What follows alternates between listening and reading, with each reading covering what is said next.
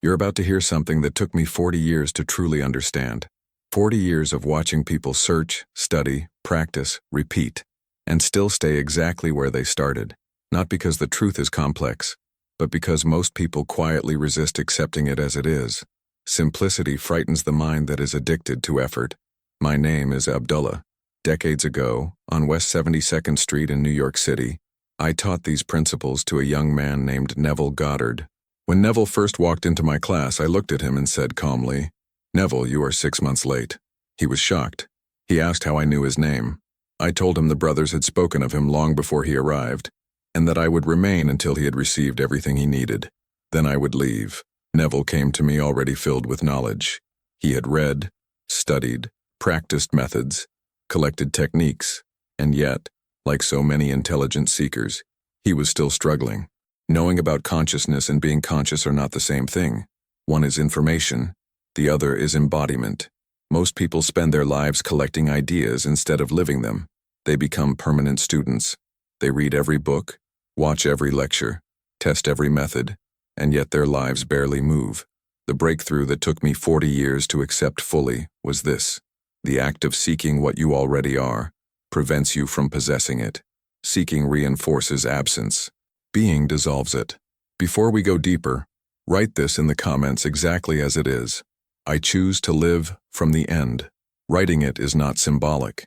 It anchors intention into action and creates a shared field of focus where commitment becomes stronger through collective resonance. When many minds affirm the same direction, clarity stabilizes faster. And if this work brings you value, there is a small way you can support the continuity of these teachings through Super Chat. Not obligation, not pressure, simply a way to strengthen what you are building here together. Let me tell you about the students who passed through my apartment over the decades. The fastest transformations never came from the most educated minds. They came from those who could temporarily release what they thought they knew, like a child entering experience without resistance. Others wanted proof first, logic first, reassurance first, more techniques first. They remained stuck for years. That brings us to the first truth that saves decades of wasted effort. You are not lacking information. You are lacking application. I watched thousands of people take notes, ask brilliant questions, leave motivated, and return a week later asking for more explanations instead of living what they already heard. They wanted certainty before commitment. That is the trap. When Neville came to me in 1931, he was doing exactly that. I told him, begin with yourself, find yourself. Never be ashamed of who you are. Discover yourself and begin changing that self. Stop learning and start living. The mind loves to postpone transformation by disguising delay as preparation. I need more clarity. I need more practice. I need more proof. No, you need to assume the state you desire and allow reality to reorganize itself accordingly. Everything else is avoidance. Those who moved quickly were not the ones who understood the most. They were the ones who immediately occupied the state of fulfillment. They stopped collecting, they stopped preparing, they became.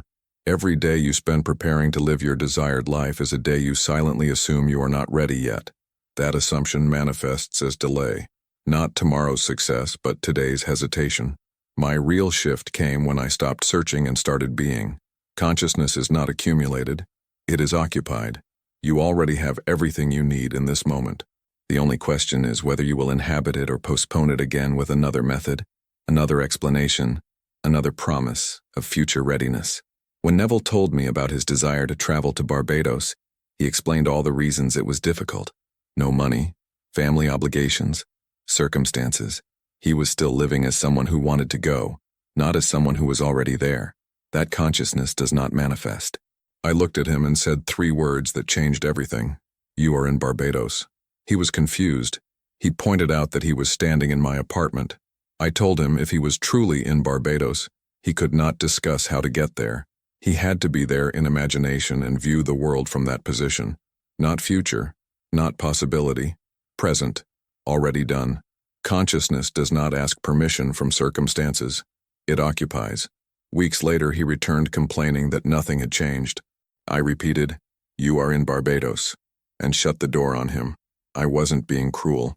I was teaching him that when you truly occupy a state, you do not negotiate with doubt. You close the door on contradictory evidence. When he returned again saying he only had third-class passage, I told him, "Who told you that? You went first class." And I shut the door again. Consciousness does not compromise with appearances. It holds its assumption until reality rearranges. When Neville finally boarded the ship, a cancellation had opened a first-class seat, not through effort, but through alignment. This is not pretending. It is identity shift. And this leads to the third truth where most people fail. You cannot add a new life onto an old identity. Something must dissolve. The self that worries cannot coexist with the self that trusts. The self that lacks cannot coexist with the self that knows fulfillment. One must fade. When I told Neville that when he returned from Barbados he would have died, I meant the old identity would no longer exist. Death in consciousness is not physical. It is psychological release. People resist this because familiarity feels safe, even when it produces suffering. They want abundance without releasing scarcity thinking. They want love without releasing self-doubt. It cannot work. Identity precedes experience. The fourth truth is this: feeling is the language of consciousness. Not emotion as excitement or drama, but inner certainty. You do not convince the mind with words. You stabilize it with felt reality. When you occupy the end, the nervous system reorganizes. Behavior shifts naturally. Decisions become cleaner. You stop forcing. You begin aligning. Most people attempt to visualize while secretly checking if it is working. That keeps them oscillating between states. Occupation means you no longer seek confirmation. You move from the inner position of fulfillment. The fifth truth is patience without tension. Impatience signals divided consciousness. When you truly inhabit a state, time becomes irrelevant. You live from completion, not anticipation. Waiting dissolves. You act calmly, not anxiously.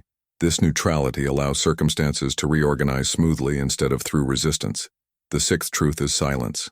Not external silence, but internal non-argument. Stop debating reality in your mind. Stop rehearsing obstacles. Stop negotiating with doubt. Close the door gently and consistently.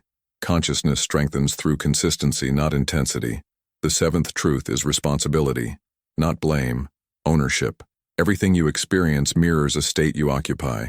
Once you accept this without drama, power returns. You stop reacting and start directing. You become deliberate instead of accidental. And now let me continue unfolding this, because understanding these principles intellectually is not enough.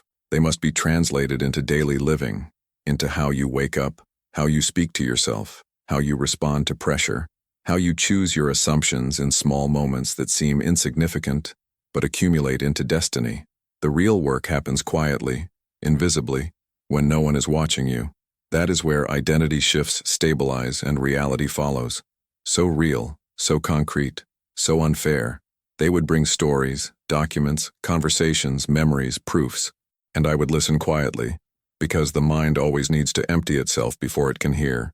Then I would say gently, there is no cause outside the arrangement of your own consciousness. What you are experiencing is not being done to you. It is being expressed through you, not as punishment, not as reward, but as reflection.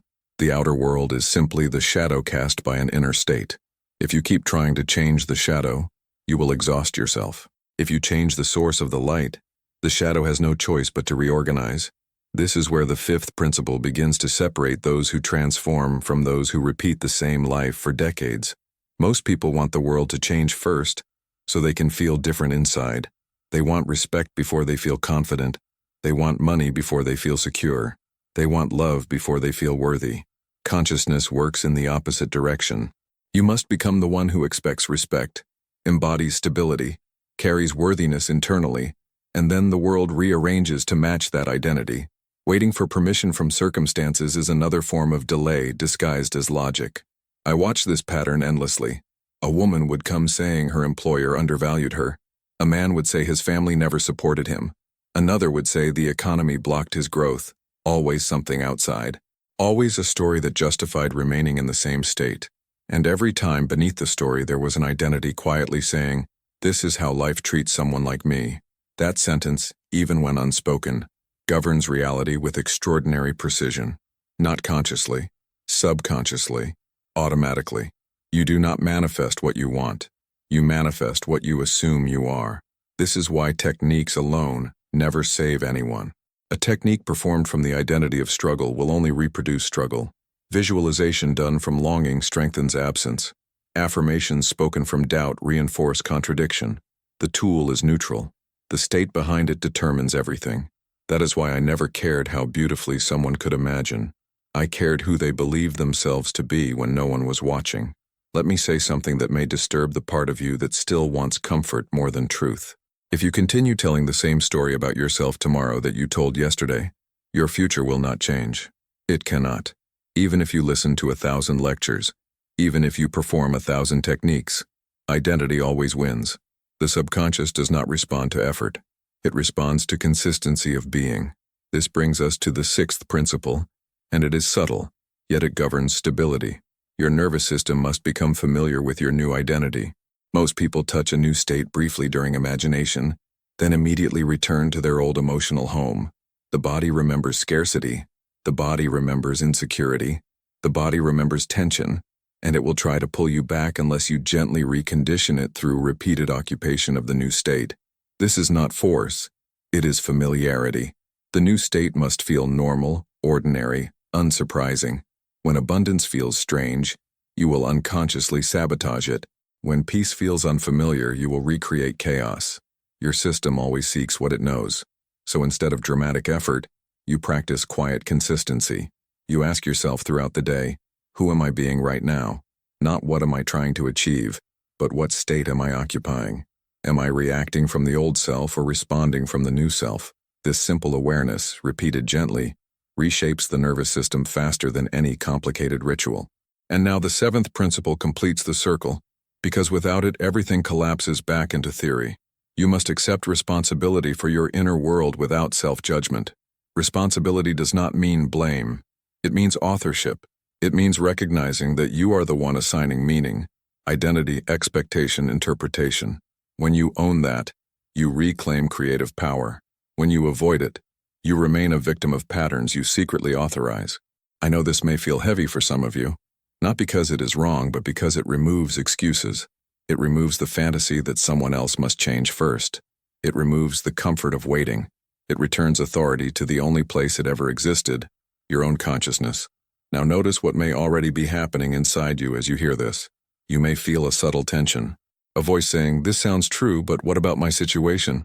What about my history? What about the mistakes I made? What about the time I already lost? That voice is the old self trying to survive. It wants continuity.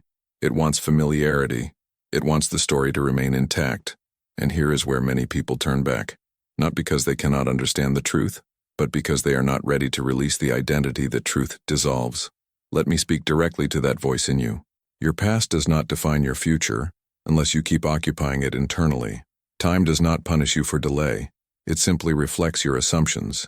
There is no penalty for starting now, except the humility of admitting you could have started earlier. And even that dissolves quickly when you realize that every moment of awareness is already a victory. You are not behind. You are not late. You are exactly at the point where consciousness is ready to shift if you allow it. The only thing that ever blocks transformation is the belief that something else must happen first. Now let me deepen this even further, because many people misunderstand what occupying a state truly means in daily life. They think it requires constant visualization, constant emotional intensity, constant mental control. That creates exhaustion and tension. Occupation is much simpler. It is how you interpret events. It is how you speak to yourself internally. It is how you respond to uncertainty. It is how you treat small moments when no one is watching. When something unexpected happens, do you interpret it as confirmation that life is difficult or as a neutral rearrangement? When a delay appears, do you assume blockage or alignment? When a person reacts poorly, do you personalize it or remain centered? These micro-assumptions accumulate faster than any deliberate technique. I used to watch students perform beautiful imaginal acts in the evening and then destroy them during the day with inner arguments, complaints, comparisons, and fear rehearsals. They planted the seed and then dug it up repeatedly to check if it was growing, and then they wondered why nothing stabilized. Consciousness requires loyalty, not obsession. Loyalty. Loyalty to the identity you choose to occupy regardless of temporary appearances. That loyalty is quiet. It does not fight the world. It simply remains rooted internally. And now let me tell you something that very few teachers will ever say openly. Manifestation is not about getting things. It is about becoming coherent internally. When your inner world becomes stable, aligned, and non-contradictory, external order follows automatically. Things arrive not because you chase them, but because they belong to who you have become. This is why so many people accidentally manifest success and then lose it.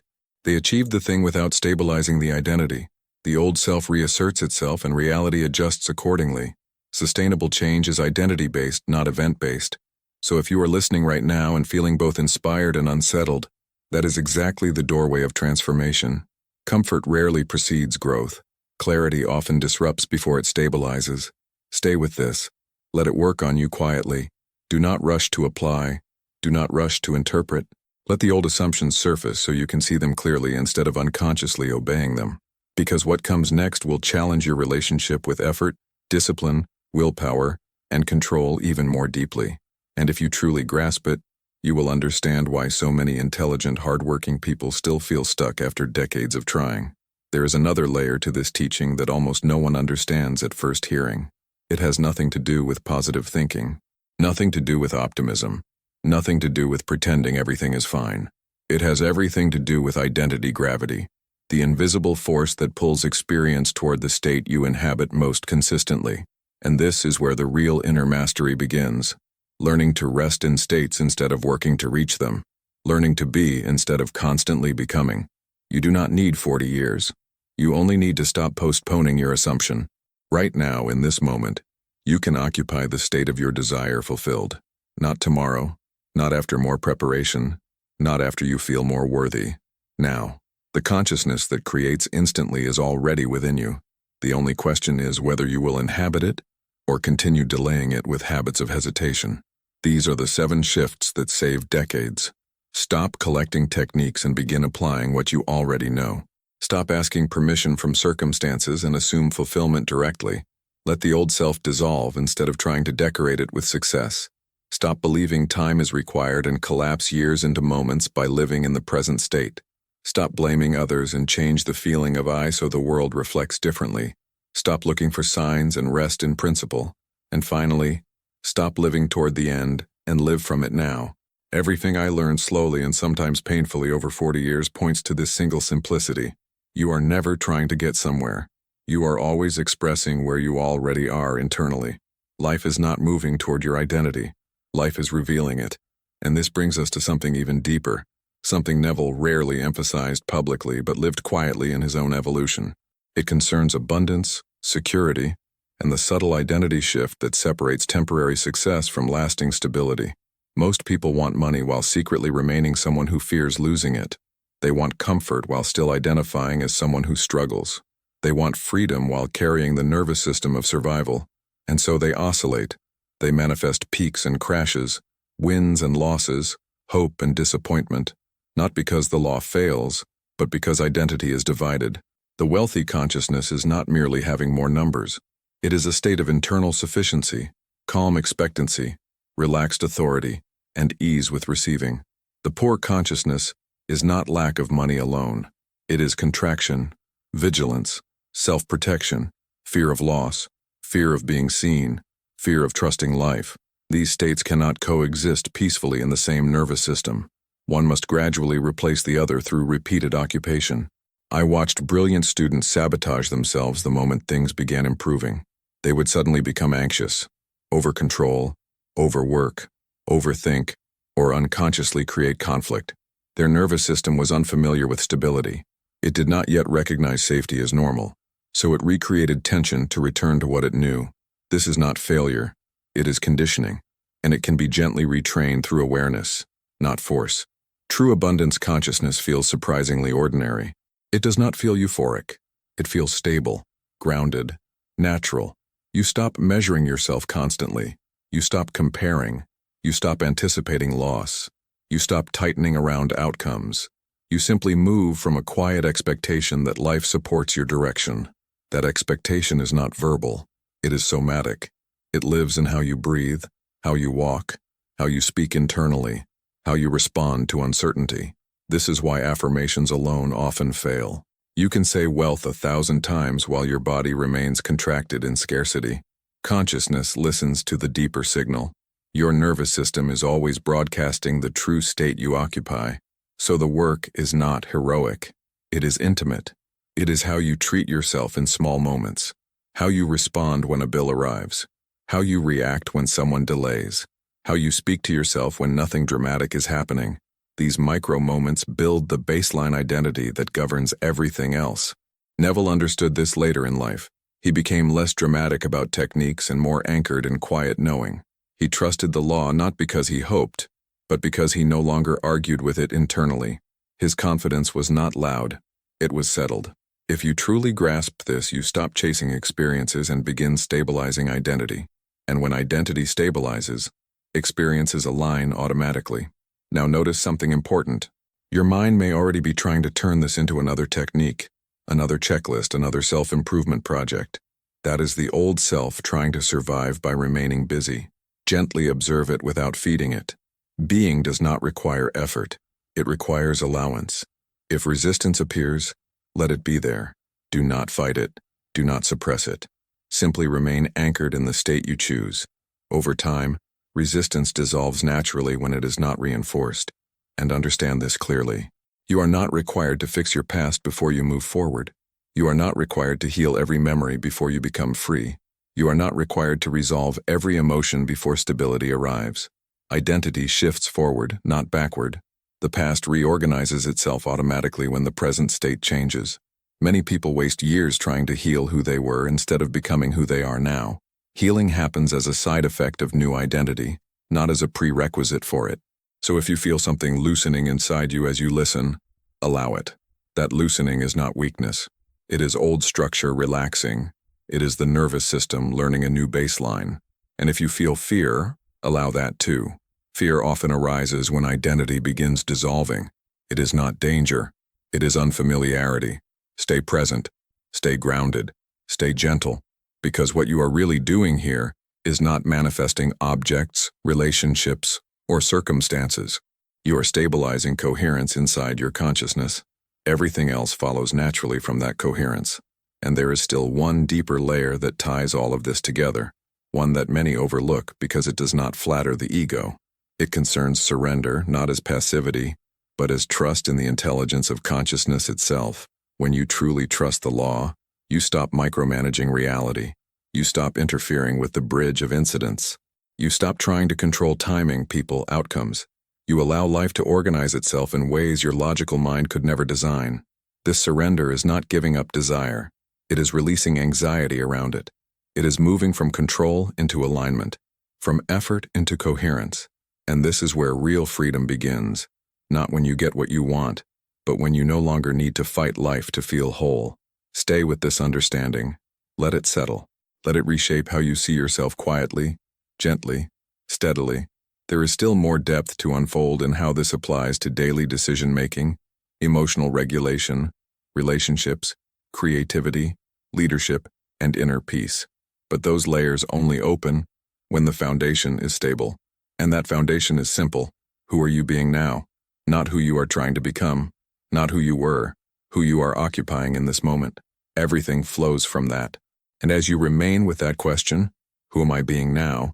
Something subtle begins to reorganize inside you.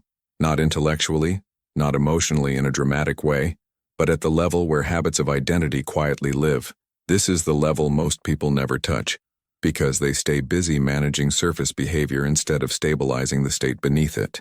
But once you begin observing yourself from this deeper place, you start noticing how often the old self tries to reassert control through small, almost invisible reactions. A delayed message triggers impatience.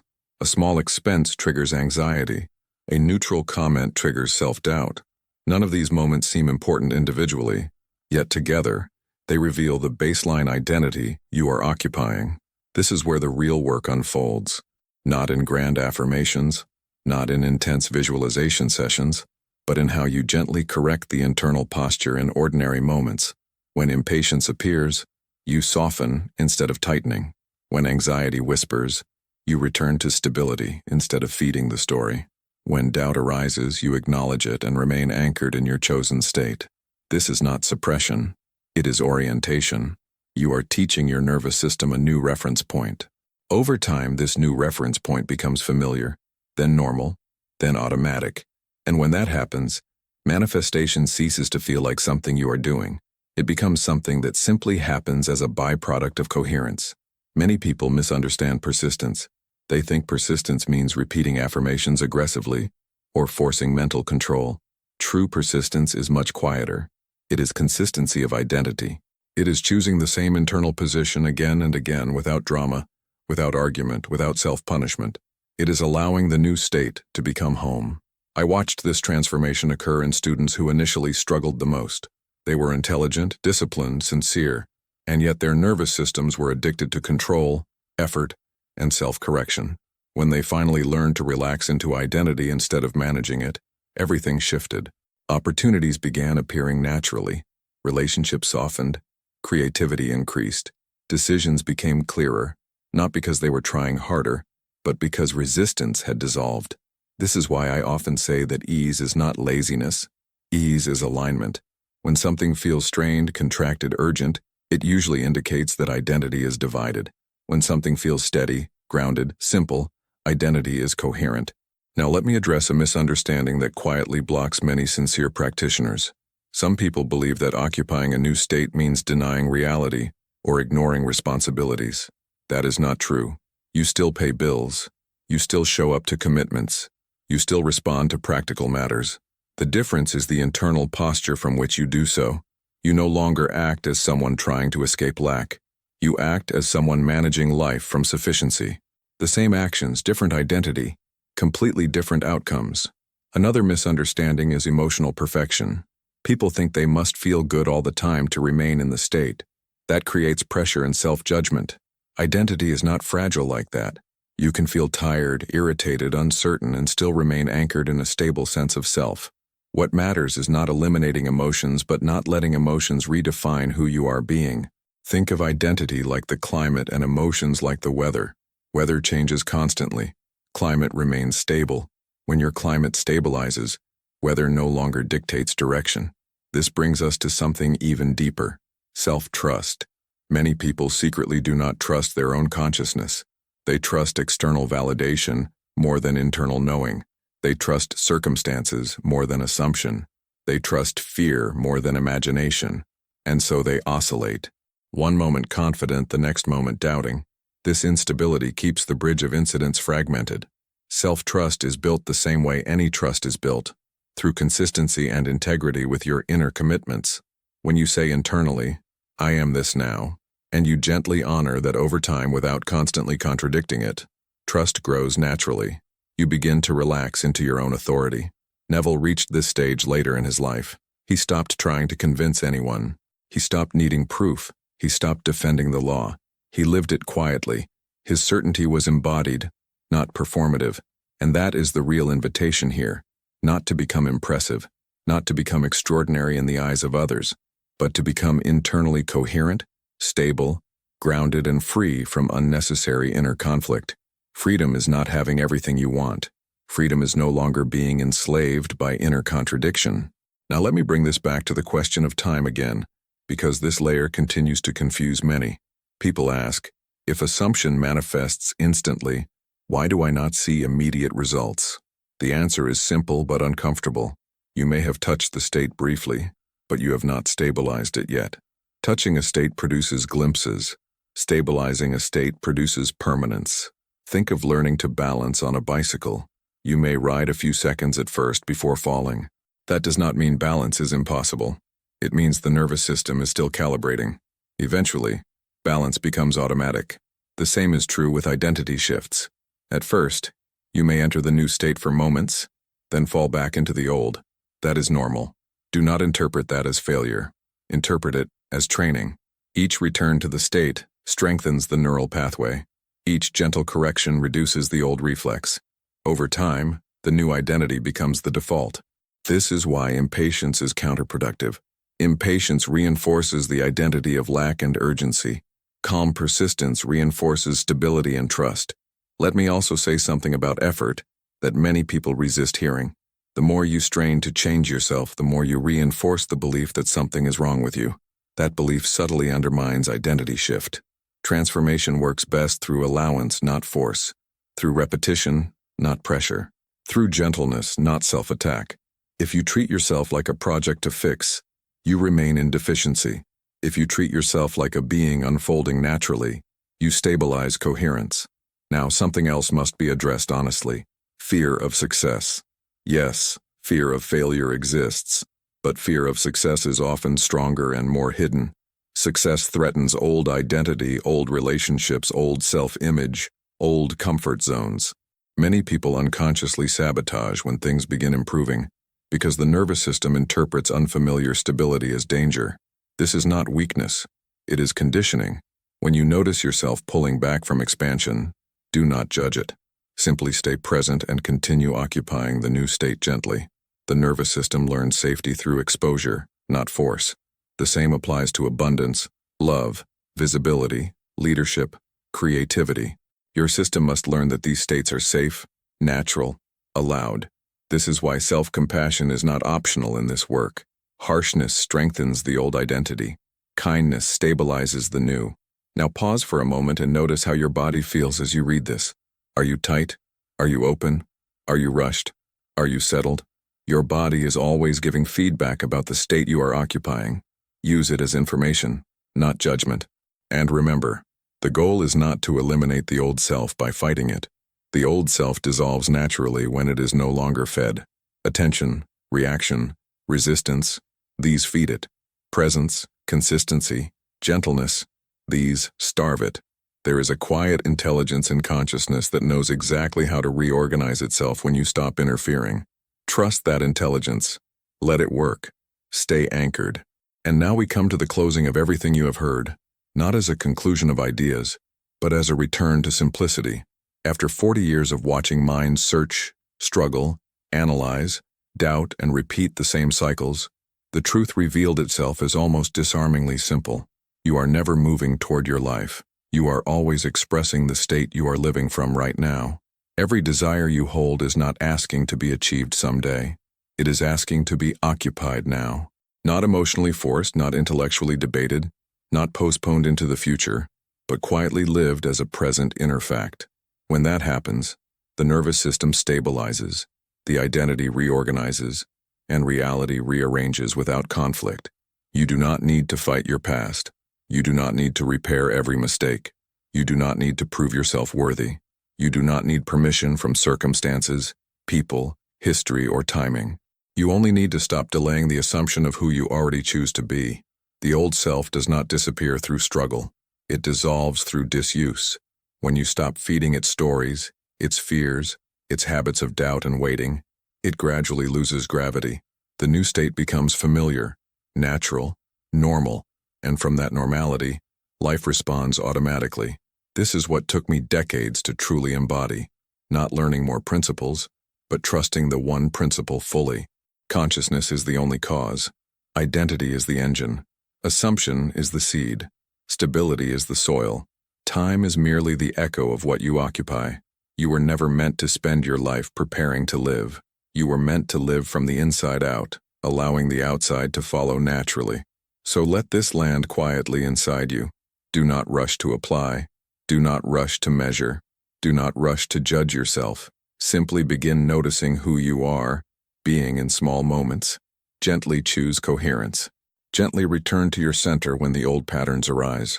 Gently occupy the state you desire instead of explaining why it is not here yet. That gentleness is not weakness, it is mastery. And remember this above all else. You do not need 40 years. You only need this moment of clarity and the courage to stop postponing yourself. Occupy it now.